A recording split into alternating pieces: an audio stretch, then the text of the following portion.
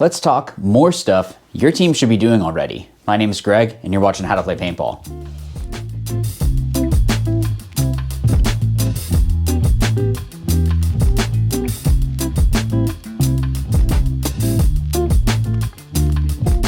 In a previous video, we had talked about just kind of some tips on things that your team really should be doing and incorporating into your game plans. So I wanted to add in a couple more tips so that way you can be more effective on the field as a team and also just as a player. Before we get into that, make sure that you click the link down in the description down below. So maybe you're brand new to paintball or you just wanted to join into the email list. There is a free ebook that you can download. So along with that, you'll also find another link going to my online coaching. So kind of think of it like a virtual clinic. So a lot of different options for all of you to click on.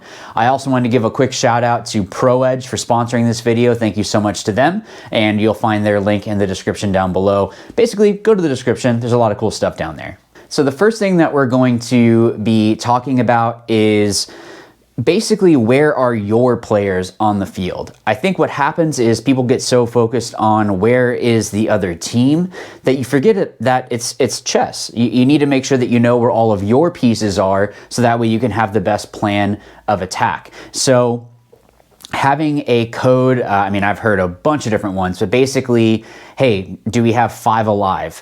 That's one that you should absolutely be planning on having. This is great to have off the break or even in the midpoint of the game. Maybe you're like, hey, do we still have all 5 alive? I've heard like Jackson or Full House. You know, whatever call it is that you want to use is going to be super helpful on the field to make sure that you know, one, we haven't lost anyone, because maybe there's a certain position that someone was supposed to be filling to make sure that someone wasn't watching or wasn't getting into the snake. Well, if that person is eliminated, then we know, okay, someone else needs to switch, or we just need to make sure that we are kind of having that caution, hey, there might be someone in there. Going along with knowing what's happening on your side is where are your guys even at? So having a call where we have someone in the middle, kind of deeper into the middle of the field. A lot of times when someone is further up the field, they're not talking as much because they don't want to give away what it is that they're doing. So they might be baiting someone to make a move. They're not going to say a word. So having something where, okay, Texas is there's someone on our side is further up in the middle of the field. You know, whatever it is that you want to have, you know, center, Cincinnati, you know, it's just something that's going to click for everyone that, hey, we're Cincinnati. Hey, we're Texas. Hey, you know, we're Comanche or whatever it might be. Just knowing that we have someone that's further up the field, that they're not necessarily talking. You could even have a code for that to make sure that you know. Same thing goes for the Dorito and the snake. I mean, I've heard like kiwi, touchdown, you know, venom. I've even used personally like deep venom, that we're like real far down the snake.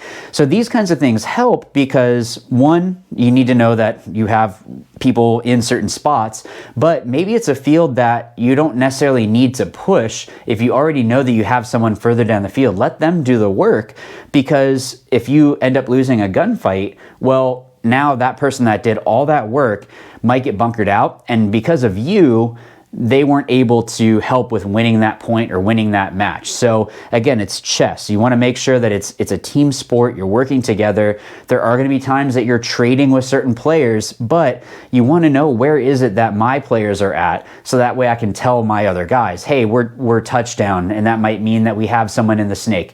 Hey, we are Texas or Cincinnati, which is the, you know, the middle.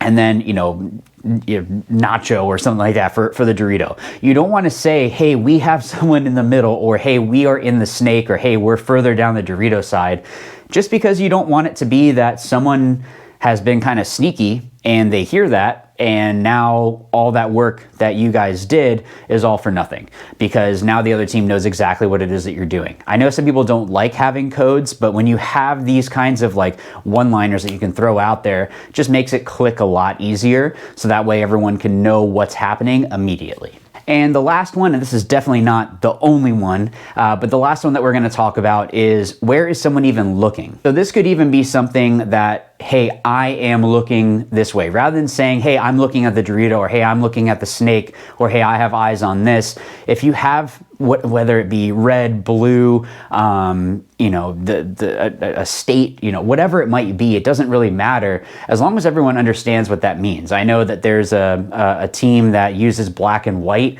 and one of those means I'm looking Dorito, and the other one says I'm looking snake way. You can also use that for the other team. Hey, the snake corner is black, or hey, the snake corner is white, and your team knows immediately what it is that's happening. Because if that person hears, like if I was in the snake or I was in the corner and I hear someone say, hey, he's down the wire, I might want to look inside real quick and shoot, because maybe someone's trying to make a move. But if I hear white and black, I don't know what that means for that particular team. Or if I hear, you know, red or blue, I don't know if they're calling out a bunker, or if they're calling out what I'm doing or what they're doing, or setting something up. So it just makes it where it's a lot more difficult for the other team to know how to react. And make sure that you are really on each other about these kinds of calls. These are not the only ones that you should be only focusing on, but it's definitely something that when you have all of these in place, it's going to make you that much better of a team. So that's the video. What's one that maybe you guys use, or maybe you would recommend someone use? Maybe you don't want to give away what you're doing on your particular team. Put that down in the comments down below. Again, make sure that you guys are clicking in the description down below. Have all the great stuff from ProEdge down there. Is a link that's going to take you directly to it.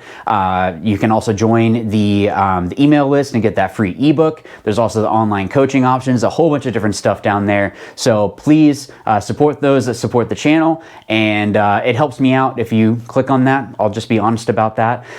So thank you guys so much for watching, and as always, remember, watch, learn, win. Thanks.